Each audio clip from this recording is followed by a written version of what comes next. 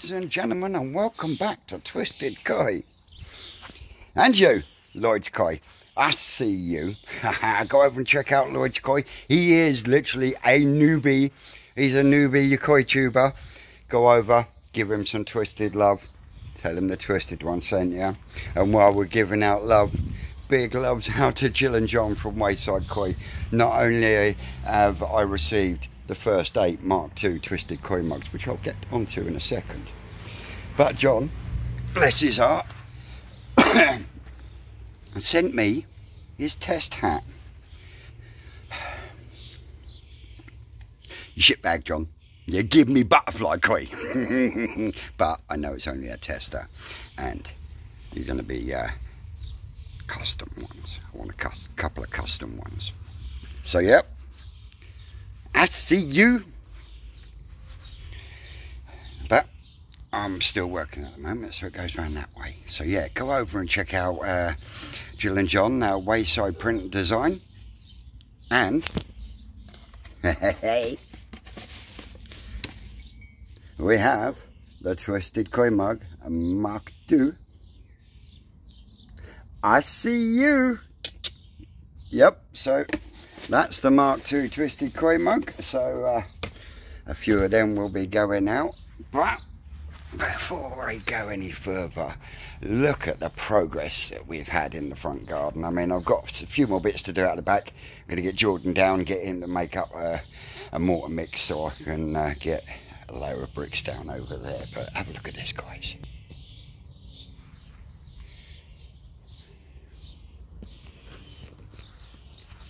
Thursday I was in no fit state to be able to do anything, and Susan and Amy smashed this out. There was a chunk left there and there's a chunk left over there, which we finished off together between us yesterday. But now we are at slab level indeed. Pom-pom tree is looking good. Have we had any visitors? I tell you what,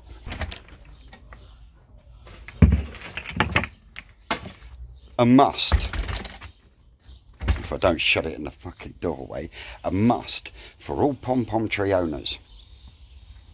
Yep, feather duster. And I'll tell you why.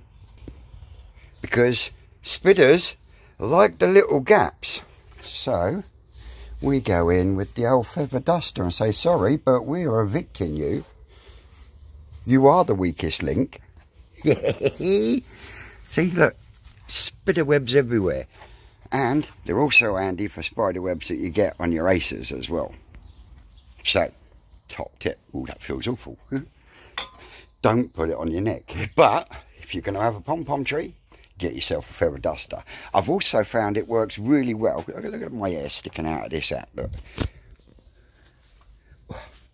that's better.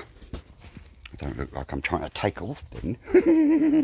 What was I saying? What was I saying? Brain's gone fucking dead again now. Oh, I don't know. But anyway, oh yes, it was down this end, weren't we? So yeah, as you can see, and then before you shout anything, I know I've got a few there that are breaching that, but that's sorted, don't panic. So first course will be the hold engineering bricks, just to give me a base across there, and then the next course will be block paving brick across the top, and then we'll work across there, because that along there is solid. It's packed full of flint, broken brick, all sorts, so it's absolutely solid there. So I can then, I'll start in this corner with the bricks, bring them around, marry up to that at the bottom, and then I'll start in that back corner nice and square, and I will start to run the slabs out. Now I'm hoping that once I've done the back and gone round and joined up to there with the old block pavement bricks, because anyone who lives in Basingstoke around this area will remember a pub called the Hammer and Tongs. Hammer and Tongs got closed down 9-10 years ago now, because they were running a brothel in it as well. But before it got changed and sold to developments, we managed to lift a load of paving bricks from the beer garden. and they put flats and houses there, so they were only going to go in the fucking skip anyway. So yeah, got a bit of Basingstoke South Ham history, because the Hammer and Tongs is no longer here, and I've got memories of going in that pub as a little kid, because my uncle used to live in the flats just round the corner. So yeah, the block paving stones are a bit of Basingstoke history that is no longer here. So here we go. But we are at slab level. Bring it on. The slabs are going to have to come from the back garden, but once all the slabs are out from the back garden and I've got them laid down on here and we see what's left, I might actually integrate some of the paving bricks in with the slabs just to try and stretch it out. And then whatever gaps left, I think Susan said just put broken slab in there, just as long as it's all flat and smooth. So job's a gudgeon. And go out the back in a minute. I tell you what, I had a visit today from a subscriber, Paul Clark, and his lovely wife, and brought his grandson with him as well. And yeah, little lad's really into the fish, so Paul came to pick up the Shisui, went with the Shisui, and I sent little and home with a little Yamabuki Ogon, and he had a choice. He could keep it in Granddad's pond or go and put it home in his dad's pond, but no doubt they'll drop in the comments and let me know which he chose in the end. Oh, he was over the moon. He was absolutely over the moon. And it was really nice meeting you and catching up with you both, Paul. It was absolutely awesome. Welcome back anytime, you know that. Hope you got home safe, and the Shisui's home safe, and all that. But we got to go to the back garden now, because there's been a few developments. So on that note, I will stop you here and I will pick you back up out the back. So here we are out the back, and first thing I've done is, because it just wasn't pushing enough water and it's leaving quite a bit of sediment on the bottom, which I don't want, I've taken the power head off of the IBC tank, and I've dropped in with it's got a proper filter bag over it. It's not as fine as the stuff that I put over the power head, so a little bit more stuff will go through, but I've gone from just over 1,000 litres an hour to 3,000 litres an hour, which is just a little bit less than what the main pump is that's going to run it. But until the fry get to a big enough point where they're not going to get sucked through the cage that I've got down there on that little hole, then I'm going to have to stick with the pump in the pond. But it's definitely lived them up, but they've been really lively so far today anyway, because the warm weather's lovely, absolutely lovely, and oh, can't wait for tomorrow either. Secret Sankey event part 2. Oh yes. Anyway, back to the fish. As you can see, Ickle ones are doing well. They've just had 6 frozen Daphnia cubes and 6 bloodworm cubes, and they were gone in seconds. So yeah, we got, as you can see, a bit more of a push coming out of there now. And what I've done is I've taped up my finger so that only a little bit flows out the end, or goes in through the end, so I'm getting quite a bit going down this feed as well, which has given me the extra bit of push and movement circular wise inside the tank. But yeah, really pleased with how they're going. We've got a few in there that there's a couple in there actually. One Susan showed me earlier that's double the size of like this one here, and it's already showing a beautiful pattern on it. So they're doing absolutely great. Who was it? Who was it? One? Dave's Fish Emporium. Your name got redrawn for the pom-pom tree. Hit me up in the comments, please. We drew that on Gaz's Live on Thursday, because I'm at the Secret Sanctuary event tomorrow, so I couldn't do it live tomorrow evening, because I'll more than likely still be driving back from Newark. Well, I'm not driving. Rocket Boy's driving. These boys and girls are doing fine. In fact, there has been a couple of additions. Moved out Susan's Snowasagi. I also moved out from the growing on tank the Kinki, the Deutsch Kinki Matsuba, and 2 of the real, don't you think you're wanting food again already? And 2 of the really dark metallic ones that I had from New Forest that were in the fish tank. As I say, the little Kinki Matsuba and the Snowasagi, they went in yesterday, and they're well in there with the mix, so pleased with that. The 2 dark ones, you ain't going to see them until they get a bit of size on them. The dark metallic Matsukow Baki that's in there, when it goes past, all you see is this little bit of gold fringe that's around the outside edge of the pectoral fins. And then it's gone. So, but yeah, they're doing great. Fry are doing good. Shisui and the Yamabuki Ogron is gone from there. Scott's coming in the week to take the Hishowa and the Asagi. The knock on the mouth on the Sorogoi is looking good. So that's them. They're eating like fuck. Oh no, I blame Ricky. I really do. I blame Ricky. But I did keep my promise.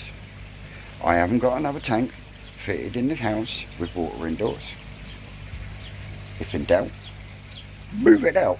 In fact, it was actually Susan's idea to take the Eric carcass out and build a little thing there for some more fry. And I thought, I've got one better now. I've got a fish tank. I can just bring it out, stick it on there. I've got the old Helia air pump there. I'll get that hanging up there. Can't put the bowls up there for the minute, obviously.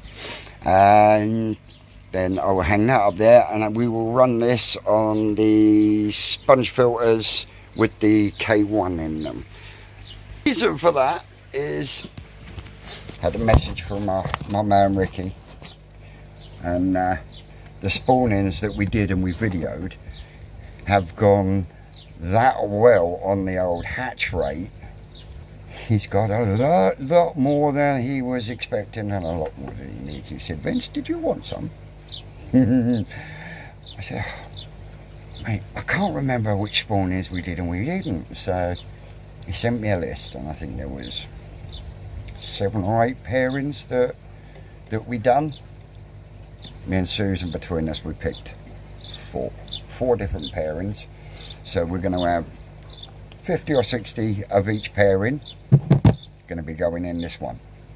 Hence why when I do my daily water change on the old fry tank at the moment, it's going in here, so I can get this seeded, get it green, get some live food growing in there, and then Bob's your uncle, Fanny's your aunt. We're off again.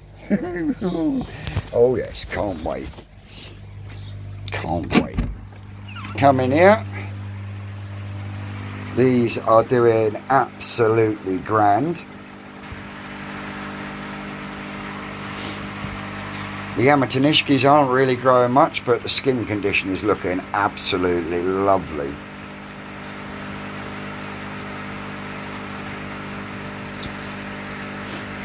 For me in here, I'm pleased that the old Goshki started to do some growing now as well, so that's made me happy. But for me at the moment, it's got to be the Ginrins in here. My Ginrin Achiever, of course, but then this Ginrin Matsukow Baki down here is looking absolutely stunning, and so is the Mark Gardner Ginrin Goshki. But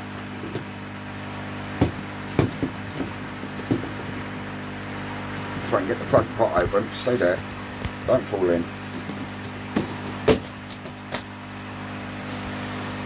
But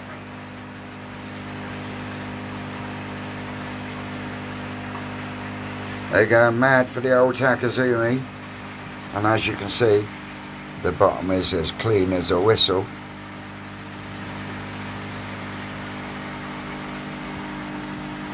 And after tomorrow, I got a present coming from Ricky. Woohoo! Can't wait. Skegster, I think I'm going to need some more Takazumi Junior Premium, bruv. And don't forget, guys, for all your Takazumi needs, get on to my man Skegster at Skegness Pond Supplies. Just tell them Twisted One sent you. I know he'll sort you out. So that's them sorted out.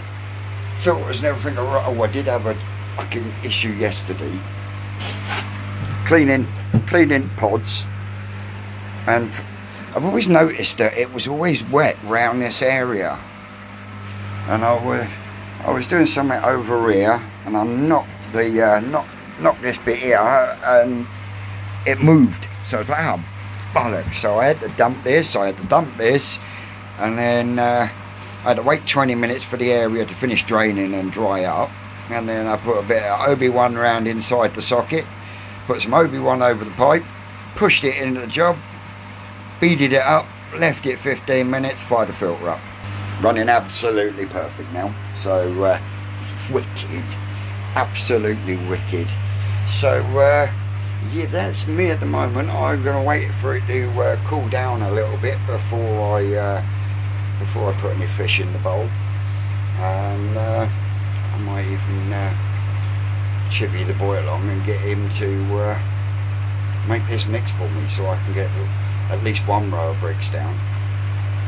You should see the smile on her face when as it's starting to come together. Worth every bit of pain, and I can't say enough thank yous to my daughter. I mean, I've got 3 kids, yeah. The youngest is 24, 25, the oldest is 29, and yet it's my daughter is the one that goes, give a shovel here, Dad, I'll do that. Boys come out, go, yeah, looking good, isn't it? And fuck off back indoors. So my daughter, she is a fucking diamond, and I love her to bits. Thank you, Bubs. Wouldn't have got as far out there at the front without you, babe. And I know you love swinging heavy tools. She's sitting there swinging that mattock around. Jeez, because you would have thought it was a zombie apocalypse. Anyway, we'll come back to you in a bit. Hey, and there draws the close to another glorious day. Susan's chuffed to bits because I've got the base layer of bricks in to go around the outside edge of the patio area. And we also got 2 paving bricks in as well, but then that was a mix done. I thought I'd end up going through a whole mix getting the base bricks in anyway, but yeah, we're looking pretty darn swisheroo. So as you can see, that's the base layer in, and then I reckon a couple more mixes and we'll have the bricks in. I do have enough bricks, so what I'm thinking is start in the corner, do a row that way, do a row that way, and then do a line of bricks either side of the slabs, and then use what's left to fill it in, because we are using what slabs that aren't broken in the back garden to do the patio, because the plan is in the back garden is to get a bit of artificial grass straight down at the back, and that's all compacted down and membraned anyway, so that's not going to make much of a difference, and it'll make it a damn sight easier when it comes to putting the grass down as well. So yeah, that's me for today, cupcakes, and I'm going to go and chill ready for the Secret Sankey event tomorrow. So that's me done. I've always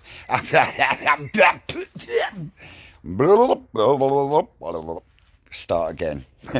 As always, folks, I've been Twisted Koi. You lot are great, and if I don't see you at the Secret Sankey event tomorrow, you'll see me in the evening with the day's video. See you tomorrow.